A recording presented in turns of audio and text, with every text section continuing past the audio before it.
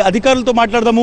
ఇంకా బుడమేరు ఆ రోజు ఏ విధంగా ఇక్కడ నుంచి విజయవాడ వైపు వెళ్ళింది, ఏ విధంగా ఇక్కడ పూర్తిగా ఒక వినాశనాన్ని తనతో పాటు మోసుకుపోయింది అనేటువంటిది వివరించేటువంటి ప్రయత్నం చేద్దాం. నాతో పాటు నాయక్ గారు ఉన్నారు ఇక్కడ. బట్ ఇక్కడ మీరు ఇది ఫ్లడ్ వాటర్ వదిలిన తర్వాత ఇది సిటీలోకి వెళ్తుందన్న తర్వాత మెకానిజాన్ని అలర్ట్ చేశారా సార్? గవర్నమెంట్ చెప్పారా ఈ వాటర్ వస్తుందని చెప్పాం. ఇప్పుడు ఏ టైంలో అలర్ట్ చేశారు సార్?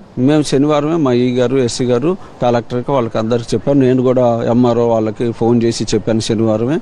ఇలా ఏ టైంలో చెప్పుంటారు సార్? మేము శనివారం మా వాళ్ళు ముందే చెప్పారంట.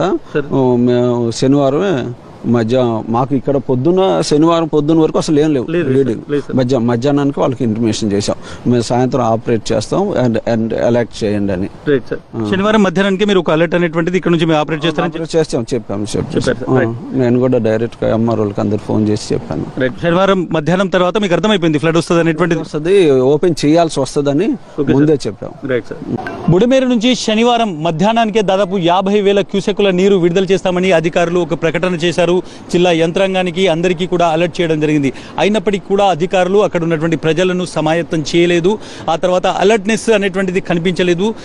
ఆదివారం రోజు అంటే దాదాపు 24 గంటల తర్వాత పూర్తిగా విజయవాడ మునిగిపోయిన తర్వాత అప్పుడు అధికారులు ఆ తర్వాత ఒక్కొక్కరిని బయటికి పంపించేటువంటి ప్రయత్నం చేశారనేటువంటిది మనకు తెలుస్తుంది. మనం చూడొచ్చు 11 గేట్లు ఉన్నాయి. మొత్తం ఇక్కడ ఏదైతే అక్విడేట్ ఉందో వెలగలేరు వద్ద ఉన్నటువంటి అక్విడేట్లో 11 గేట్లు ఉంటాయి. దీనికి ఈ 11 గేట్లు ఒకదాని తర్వాత ఒకటి తీసేయడం జరిగింది. 11 గేట్ల నుంచి దాదాపు 15,000 క్యూసెక్ల దీని కెపాసిటీ. కానీ ఆ రోజు దాదాపు 40,000 నుంచి 50,000 క్యూసెక్ల వాటర్ అనేటువంటిది కిందికి వెళ్ళింది, విజయవాడ వైపు వెళ్ళింది. దాదాపు 7 నుంచి 8 గంటల ట్రావెల్ చేసి అది విజయవాడ చేరింది అనేటువంటిది మనకు ఇక్కడ లెక్కల ప్రకారం అందుతున్నటువంటి ఒక అంచనా. మాధవ్, నాయక్, డిఈ చెప్పినటువంటి అంశాలను చూస్తే ఒళ్ళు గగురు పొడిచే అంశాలు, ఒళ్ళు గగురు పొడిచే వాస్తవాలు వెలుగు చూస్తున్నాయి. అధికారులకు తెలుసు, ప్రభుత్వానికి తెలుసు, చంద్రబాబు నాయుడు గారికి తెలుసు. అయినా ఎక్కడా ప్రజలని అప్రమత్తం చేయలేదు, సురక్షిత ప్రాంతాలకు తరలించలేదు. అక్కడ డైవర్షన్ కనిపిస్తోంది, చూస్తున్నారా? ఒకటి కృష్ణా నది గుండా వెళ్లేటటువంటి మార్గం, రెండోది గేట్లు పెట్టి వెలగలేరు వద్ద గేట్లు పెట్టి దానిని విజయవాడకు డైరెక్ట్ గా పంపించేటటువంటి మార్గం. కృష్ణానది ద్వారా వెళ్లేటటువంటి మార్గంలో బుడమేరు నీరు కానీ ఆ వరద గాని అటువైపు వెళితే చంద్రబాబు నివాసం మునిగిపోవడం ఖాయం. ఇప్పటికి ఫస్ట్ ఫ్లోర్ అయితే మునిగిపోయింది, పూర్తి స్థాయిలో మునిగిపోయేటటువంటి ప్రమాదం ఉంది. కాబట్టే 11 గేట్లను, అసలు గేట్లే లేదంటూ ప్రచారం చేసినటువంటి చంద్రబాబు నాయుడు గారు ఏం సమాధానం చెబుతారు సార్? మీ 14 ఏళ్లు రాజకీయ అనుభవం అంటారు కదా, మరోసారి అధికారానికి వచ్చారు కదా, బుడమేరుకు గేట్లు లేవని ప్రచారం చేశారే, వెలగలేరు వద్ద కనిపిస్తున్న లాకులు గేట్లు కావా? ఆ 11 గేట్లను మీరు తెరిపించలేదా? ఆ 11 గేట్లను తెరిచిన తరువాత వరద ఉధృతి విజయవాడ కాలనీలపై విరుచుకు పడుతుంటే నిర్లక్ష్యంగా ఈ ప్రభుత్వం వ్యవహరించిందా లేదా?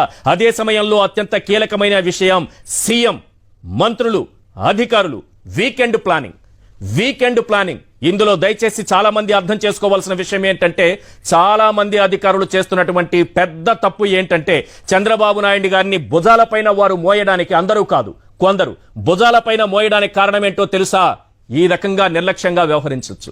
శుక్రవారం సాయంత్రం హైదరాబాద్కు వెళ్ళిపోవచ్చు, ప్రజల ప్రాణాలను వరదలకు వదిలేయచ్చు. శుక్రవారం సాయంత్రం అయితే హైదరాబాద్కు వచ్చేస్తారు, మళ్లీ సోమవారం మధ్యాహ్నానికి గారి తిరిగి విజయవాడకు వారు చేరుకోరు. ఇలాంటి వాళ్లే చంద్రబాబు నాయుడు గారి చుట్టూ ఉన్నారు, వీకెండ్ ప్లాన్లు వేసుకునేటటువంటి వాళ్ళు. వాళ్ళ తప్పిదం కాదా ఇది? మరి మంత్రులేమైపోయారు? 20 గంటల సమయాన్ని, విలువైన సమయాన్ని వృధా చేసి ఈ రోజు విజయవాడని నిలువునా వరదలో ముంచేశారు.